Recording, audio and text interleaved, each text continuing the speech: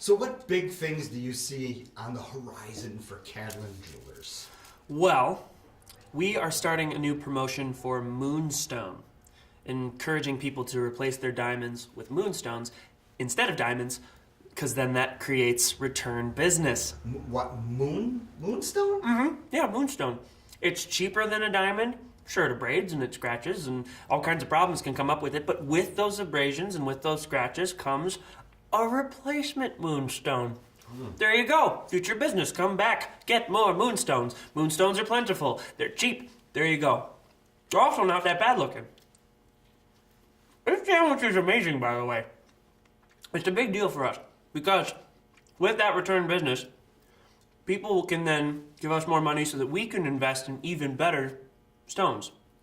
How are you pushing the product? Oh, we're pushing the product. Okay, so we just got a gas station topper ad that's going on gas station toppers all over the state, and it's costing us thousands of dollars. People are going to know about it from coast to coast of the state. It's going to be great. It's going to be huge. Train your team!